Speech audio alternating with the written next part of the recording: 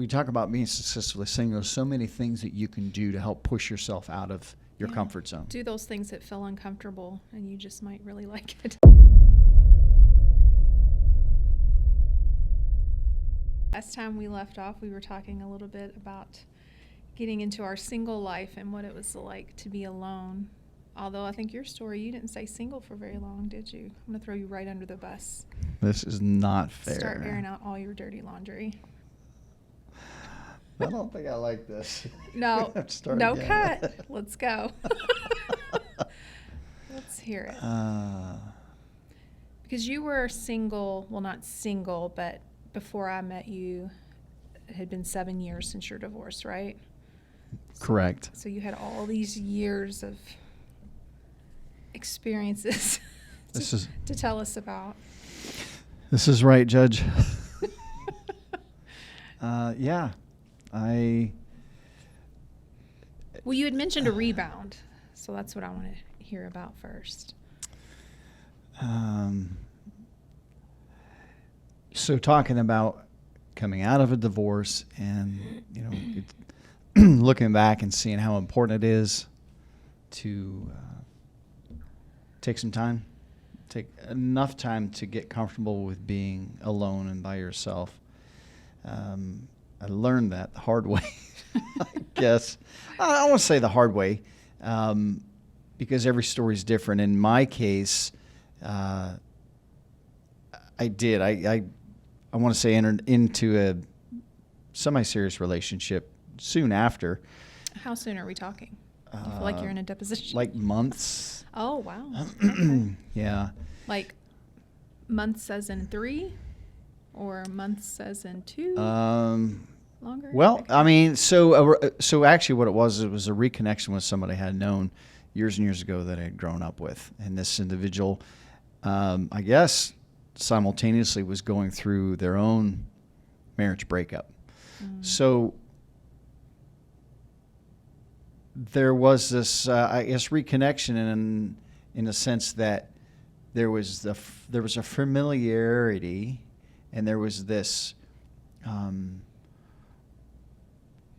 this maybe mutual understanding of like someone that could understand where I was at. Maybe someone that I knew I had previous experience with from a friendship level, and there was this basis of trust, right, and safety.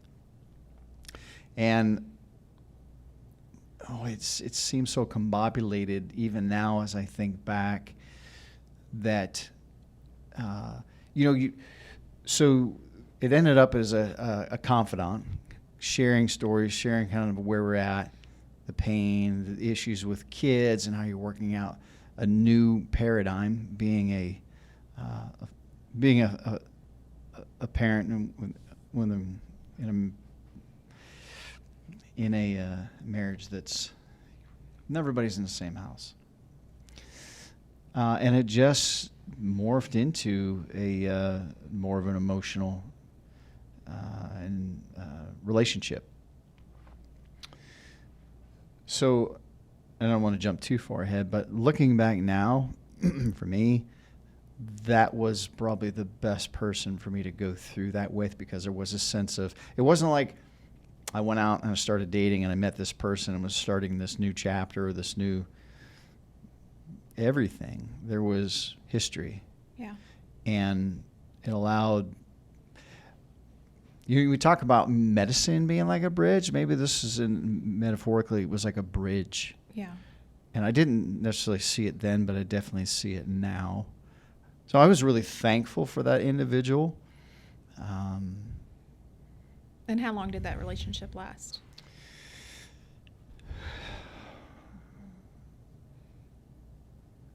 A couple of years. Yeah, a couple of years. So That's it was a long distance relationship. So that had a different dynamic to it. So there was a lot of conversation and a lot of talking through. So from a healing perspective, there was this individual. There was this individual outside of, say, my counselor, someone that I could share life with, and someone that had similar stories. And I think this person would say the same thing if they were sitting here, that that season, we were both instrumental in helping each other move forward. Yeah. That's not to say that it.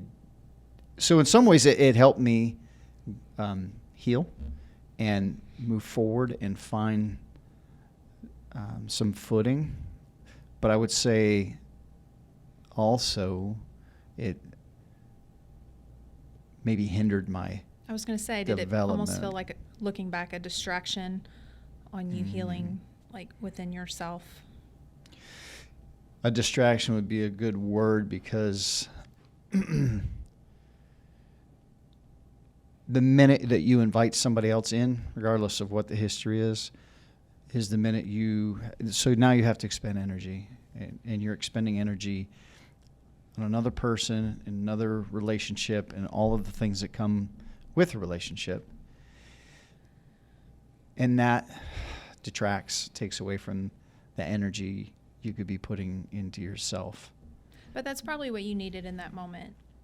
I think everything happens for a reason, and in that moment, you probably needed that. I mean, I don't want to say crutch, but that person to kind of help you through that emotional time, someone to talk to, and that someone that could relate. That's big. When you know someone's going through or has gone through something similar, you kind of take a little more stake in their opinion and what they have to say about it, because you truly, it's so tough, and it can be so dark going through that. So it's nice to have someone who's been there. It was. It definitely was. Just say it. No, it's funny because now you're making me think through all of these thoughts and emotions, and that I really hadn't thought about in a long time. So trying to put myself back in that time where I was walking through these months and a couple years of development, and contrasting that with everything we're saying about how it's important to be alone. I have a really, really, really good friend of mine who we've known each other since first grade, and I love her. And you need people that are like her in your life, that love you, they're gonna tell it like it is. Yeah, honesty. There's no bullshit, right? They're just gonna cut to the chase. But when they talk to you, it's in love. But it's kind of that you need that. Hey, I'm just going to tell you what you need to hear. I'm going to give you the advice you didn't ask for. So what was her advice? So her advice was, do not get into a serious relationship for at least a year after your divorce. And it's great advice. I just didn't follow it. And we laugh about it now. It now because I look and see where I'm at now, and well, I'm grateful for all those placeholders, because no telling where you might have ended up, and I'm glad you ended up where you are now. Is that selfish? No, not at all. And definitely that's another conversation that we'll have, is this whole sense of life unraveling for you, and serendipity. Mm-hmm. But for now, yeah. So in my case, it was definitely instrumental in my growth. I could have ended up in a rebound relationship with somebody I didn't have a history with, and it could have just really complicated every area of my life. So at the time, I needed time for me. My kids needed that extra attention and time, that sense of their life is upside down, it's in turmoil, and so that added energy and attention to just be there, to talk with them, to try to get them to talk to you, to make sure that they're being recognizing the feelings and emotions that they're going through. I wasn't a child of divorce. I could only imagine how difficult it would be. I mean, my kids are grown now, and so we talk about it, and I know it was really, really difficult. But so in that sense, not inviting somebody else into your life at that time, I think there's definitely a benefit to it. Yeah. I didn't jump into any kind of serious relationship right away, but I don't know if it was by any choice of mine, because I think I was grasping to find that someone too right away. Like I wanted that. I think we're very similar in that way, that we kind of want to have that special one-on-one relationship with someone. I mean, I met you, let's see, my divorce was final in January and we met September that year. So I know that was a fear of yours when you met me, because here you'd been divorced 7 years and I had just come up on a year of when it all went down. I mean, and like I said, the divorce wasn't even final, and I didn't even entertain the ideal while I was still married until the divorce was final of going out or dating anyone else. But It definitely was, I don't want to jump ahead too far, so we'll get to that. But when I got to the place where I wanted to date, and I knew that I was really interested in finding that forever relationship, forever love that I have with you, and knowing, and when we first connected, and then I knew that you had been divorced less than a year, that was a red flag for me. I don't say it was necessarily a rational one, that legit, but it definitely was. Well, there's just no way this individual could be ready. had worked through everything, because I looked at myself and I was like, oh, that's been a lot of years, and so it gave me pause. Yeah, which I think it would anybody. It honestly kind of surprised me how quickly I was able to work through a lot of things, but I think some of it was I had unconsciously been doing it throughout the marriage, the letting go process, because I didn't realize how much it had deteriorated until I was out of it. So I was like, oh, this separating process had actually already begun before he had even left. Yeah, and we had talked about that off camera a while ago, about how a lot of that grieving had occurred for you, even though you may not have known it. Yeah. Front of mind, which is, yeah. I bet there's a lot of people out there that they're finding themselves right now that are, walking up to the precipice of contemplating going through a divorce. But if they'd stop and think maybe how long they've already been kind of grieving and letting go. Yeah. So that perspective. Yeah. Yeah. So in your short single time, so tell me about that. Like, what was this? Where are we starting at? Well, I mean, today we Look, want to now talk. I'm uncomfortable. Let's talk about you. Let's get back to you. Today you have 7 years to cover. I only have 7 months. So a little contrasting here. Yeah. Talking about not falling into the same patterns. And I was, in a sense, falling into a similar pattern, or maybe entering into a relationship that I wasn't ready for. So what was that like? It sounds like you were a lot more open to talk about those emotional things than where you were. I met new people and was a lot more closed off. Mm-hmm. Like, very much not realizing it. Looking back, I see that. In the moment, I didn't realize how closed off I was and sheltered, and they were very superficial. I mean, it was just dating, and they were very superficial relationships, which were fun and was great for the healing process and the being single. I didn't get into any kind of serious relationship immediately after the divorce, and I'm glad I didn't, because it gave me, like you said, a lot of time alone to really reflect and just be with myself, learn to be comfortable with just me. Do you think you would have been open to that right away? Like, oh, yeah. I think we're the same in that aspect. I mean, ultimately, my goal, it wasn't just to go out and be fancy-free, single, dating all these different people. I really wanted to find a true love, a soulmate, for sure. I think that's just how I'm wired. Yeah, we're definitely wired the same. Mm-hmm. You live so many years, and you have love, but I definitely believe there's a difference between that and true love. Yeah, but it was a good time for me, though, to learn to just be comfortable with myself. I grew up in a big family, a house full of people, and then,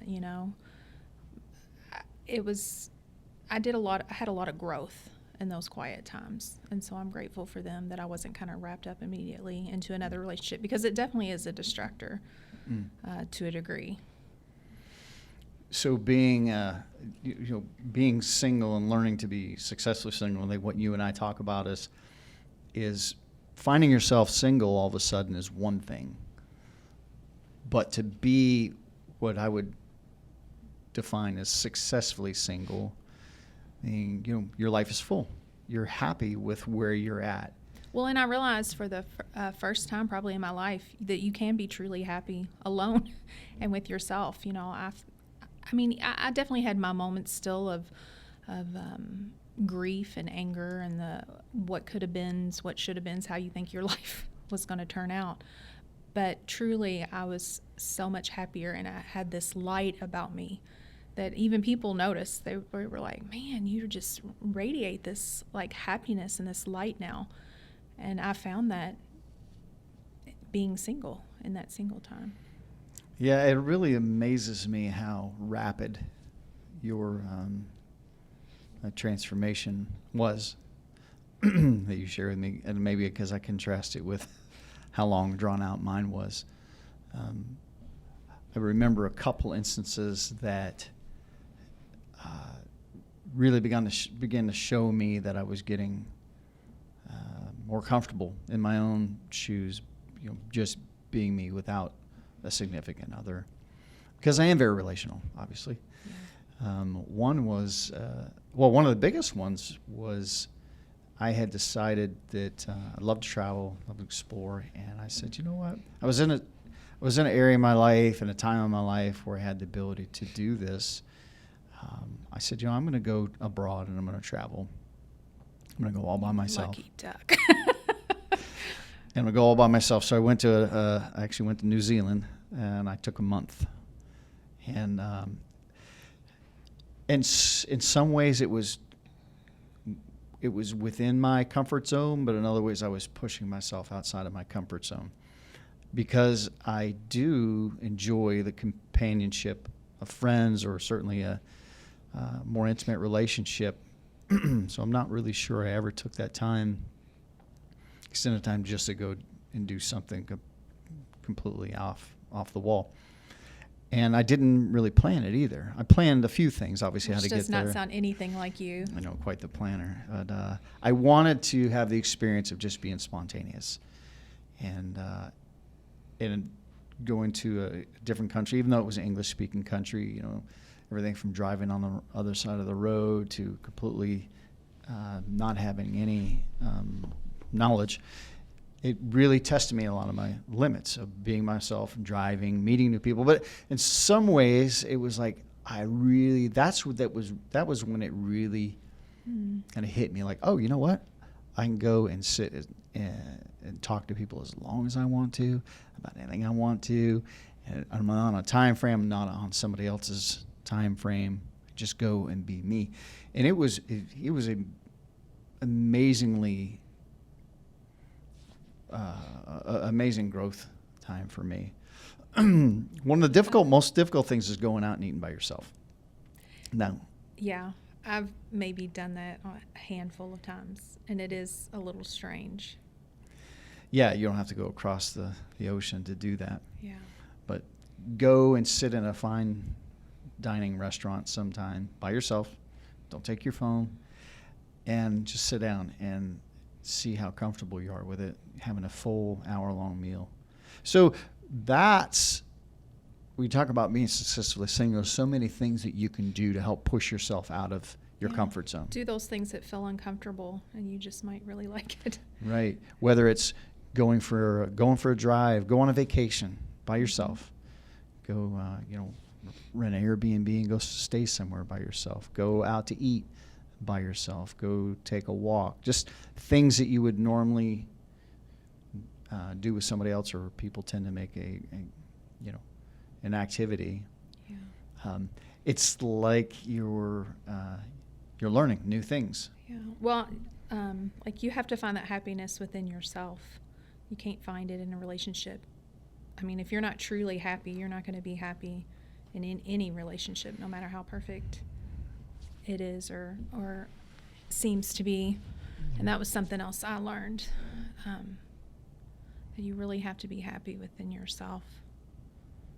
to find that right relationship. And I think we were both at that point in our life when we met, and it was the perfect boom, as Bumble said, when we came across each other. Yeah. So it'll be fun when we get to that and talk about that. Maybe that's why it took me so long. I had to go through a few iterations of getting comfortable with being by myself. And I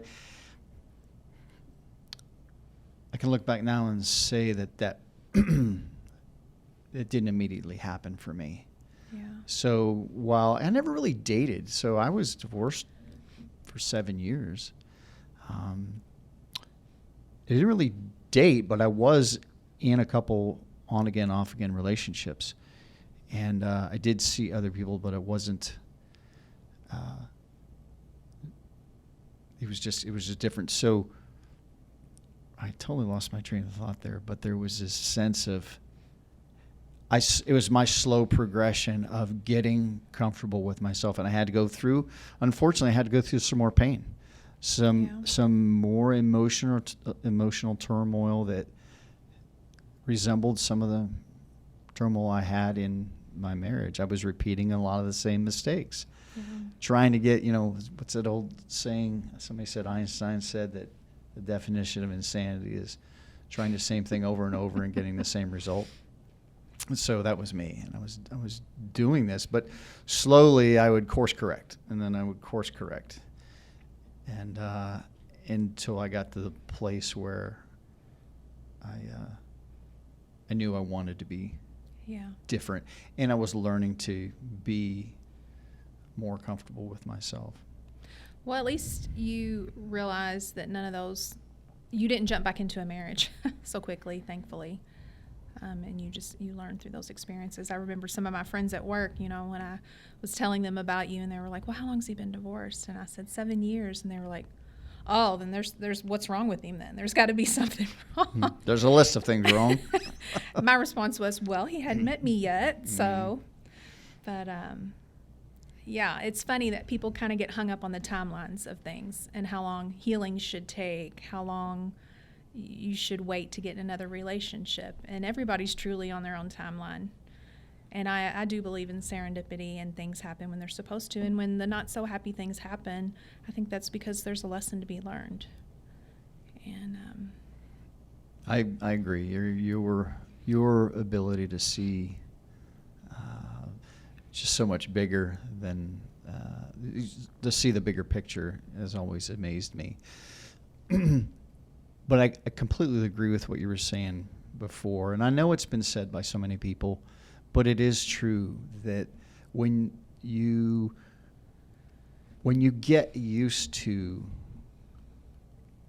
being completely fulfilled with just your own company, that's when you grow, because that's when you really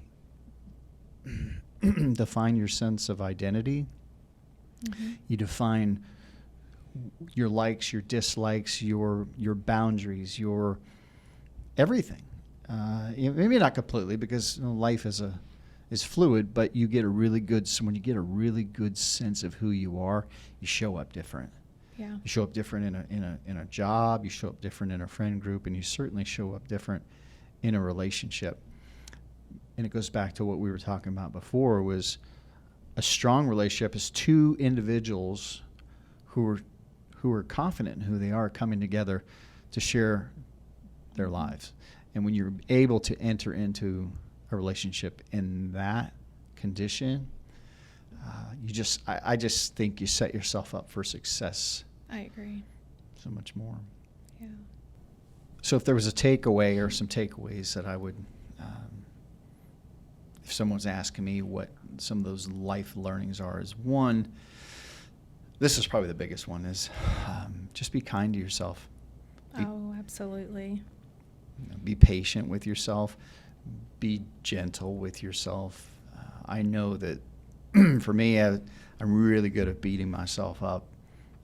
Maybe not feeling like I'm not measuring up to my own standards. And I almost wonder if maybe your healing took a little bit longer, or not healing, but your, I can't find the word for it, but it sounds like you carried a lot of guilt because you were the one that kind of said, hey, look, this isn't working, and we need to end this. Whereas my ex-husband was the one as well. So I wonder if it was that extra layer of guilt. Yeah, that's a really good point. And I could extrapolate that out to say, so ending up and getting in another semi-serious relationship, and maybe even one after that, and then feeling I was causing that person pain because I wasn't able to show up like who I really was, because I was still trying to figure that out. So now I felt like I was bringing pain or causing pain in other people's lives, and that just compounded the guilt. Yeah. So guilt has been a big, probably had a bigger space in my life than it needed to, and it took a long time to get past that. Just when you said be kind to yourself, it just kind of made me think of that. Yeah, being kind to ourselves is like so huge. So the takeaways looking back for me is being patient, being kind with yourself. It's okay to be vulnerable. It's okay to not have it all figured out. It's okay to make mistakes, and it's okay to make mistakes in front of other people, especially your kids. Yeah. As parents, sometimes we think we want to shield them from everything, but more's caught than taught. Kids see everything. Oh yeah. And it just comes out now in my conversations with them as adults. Like, oh yeah, we knew it was going on. Oh yeah, I found out after the fact. My son said, I wouldn't be surprised if my parents got a divorce. And here I thought that we sheltered them from we never argued in front of them or anything, but they just felt that undercurrent and that tone of our relationship. But that really shocked me because I didn't think they saw it, when in actuality they did. Yeah, it's pretty incredible. So I don't think you have to be this eat, love, and pray, or you got to run off to India to find yourself. That's not what I'm saying. I think everyone has their own rhythm, and if they're just willing to sit with themselves and feel that sense of discomfort, and just sit with it. Trust the process. That's great. You will come out on the other end, Mm-hmm. and things will be a lot brighter. Yeah, and don't put a time limit on it. Right. In my case, it took a lot of years. In your case, it took months. So everybody's different because everybody's story is different. Yeah. And not to say we don't still work through issues or things arise later along this journey. Mm-hmm. We're just kind of talking about the bulk of the darkness leaving and all that. Yeah, because getting to that place, like the time frames were different, but you and I came together serendipitously.